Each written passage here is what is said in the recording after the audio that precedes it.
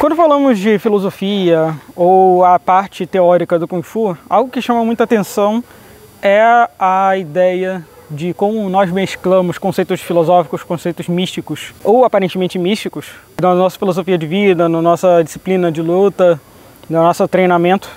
E isso independe do estilo ou da linhagem que se segue. Eu, por exemplo, sigo a linhagem do Hung Gar e eu pratico Tai Chi. Você tem a parte teórica e a parte prática.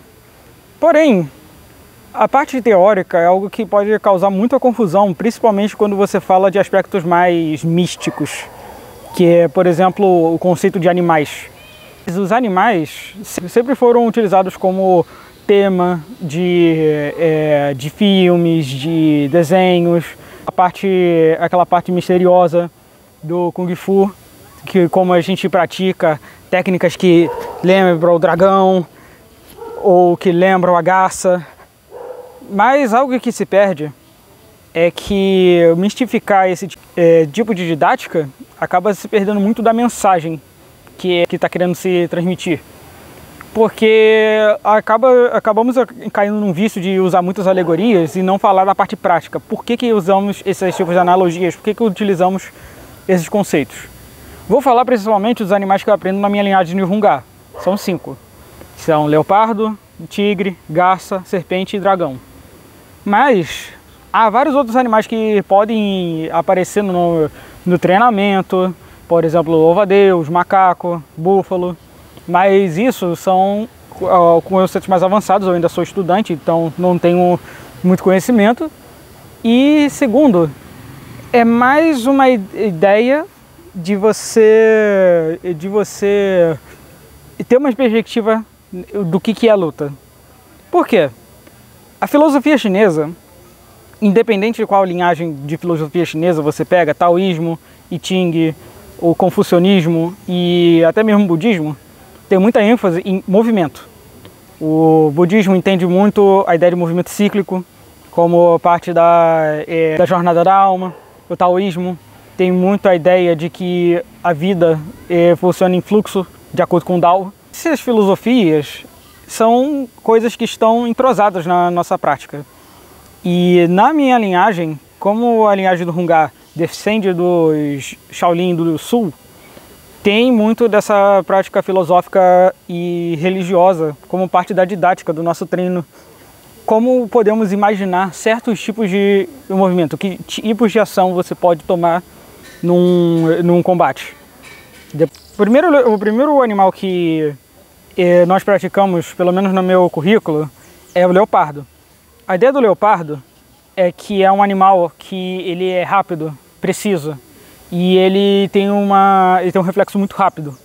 Então, no conceito de luta, ele é muito a ideia de resposta, porque muitas das técnicas que você faz de leopardo, mesmo que você não use o punho de leopardo precisamente, você tem ação e reação. Você tem ação de um soco, você contra-ataca, você tem a ação que você vai revidar.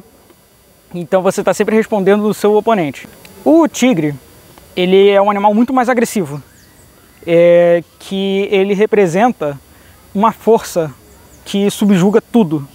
Porque o tigre, quando você fala de combate, é justamente numa espécie de confronto. Você está fazendo muitas torções, você está utilizando muita força, você está utilizando muito avanço curto e golpes com um punho, que são em formato de garra mais aberto, que você usa muito a palma, e nas torções você vai utilizar os dedos, a ponta dos dedos.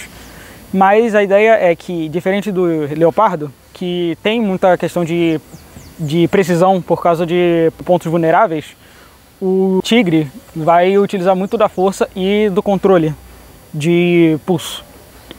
A garça é muito mais permissiva no sentido de, se é alguém que vai atacar, esse animal representa quando você deixa o oponente finalizar o ataque para você contra-atacar.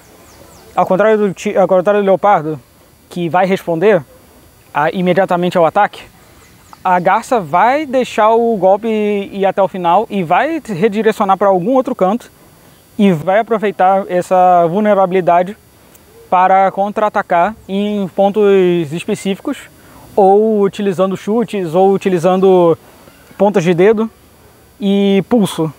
Até porque outro motivo que você tem o nome garça é porque este é o punho de garça. Você tem como se fosse a cabeça da garça, em que você pode usar o pulso ou você pode usar o bico para você atacar em pontos específicos ou para desviar os golpes.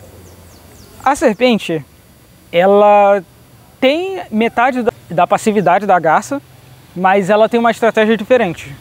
A serpente representa uma estratégia de interromper ou contra-atacar, de modo que você vai na direção do oponente para atacar algum ponto vulnerável, ou muito comumente você utiliza de quedas. Muitas das técnicas de serpente são ligadas a projeções. Você tenta aproveitar a brecha de um oponente para você derrubá-lo.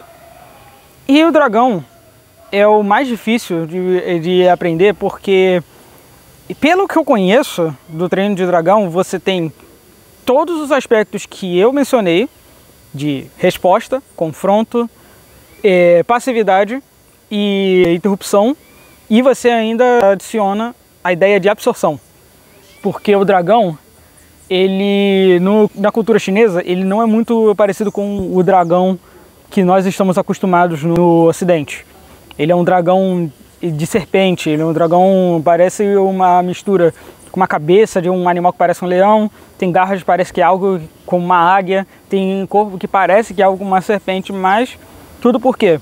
A ideia é que o dragão, ele é um animal imaginário, porém ele é limitado. No sentido de que o dragão, ele tem quase que todas as características dos animais que você pratica no Kung Fu ou que existe na natureza, mas ele não é limitado pelas limitações físicas. Tanto que o dragão, mesmo que não tenha asa, ele é capaz de voar, ou ele é invisível, e dependendo da tradição, ele é uma entidade divina, apesar de ele ser bem destrutivo. E então, o dragão, ele, na filosofia de combate, você está fazendo uma espécie de mistura, porque o dragão ele vai ter uma característica muito diferente, em que ele vai tentar incorporar tudo que é necessário de combate. Ele pode ser confrontador, ele pode usar muito de resposta, ele pode permitir o oponente fazer um ataque para contra-atacar com precisão ou interromper, mas principalmente ele vai tentar aplicar o conceito de absorver o impacto. E isso é algo que é muito comum na prática do estilo dragão, porque você precisa de um condicionamento físico muito grande. E dependendo da linhagem, você pode ter outros tipos de animais que vão complementando o treinamento. E isso tudo porque todos os animais, não estamos copiando os animais. Nós estamos procurando emular as suas melhores características. Estamos pegando as características que associamos com a garça e vamos aplicar em combate. Estamos pegando as características que vemos no tigre e vamos aplicar, por exemplo, como uma forma de ataque, uma forma de defesa. Até porque nos estilos de animais não são necessariamente um é apenas ataque, o outro é apenas defesa. São teorias. E isso, no Kung Fu, fora do treino, pode também explicar um pouco de como você pode agir em certos aspectos, mas isso é algo muito mais subjetivo e algo muito mais interno. Até porque você pode confrontar um problema para você resolvê-lo, você pode responder a alguma adversidade, você pode interromper ou tentar avançar para evitar que uma situação ruim possa acontecer. Você às vezes pode permitir que uma situação se decorra para você responder com clareza, ou você pode ser flexível, porque você não precisa ser necessariamente focado em apenas um único desses aspectos que tentamos buscar dos animais. Assim como o dragão não é um animal que tanto não é físico, mas também ele não é um animal que se limita a um arquétipo. Ele pode ser o que ele quiser. E além do que, você pode agir do jeito que for necessário ou do jeito que você acredite ser mais adequado para a sua situação.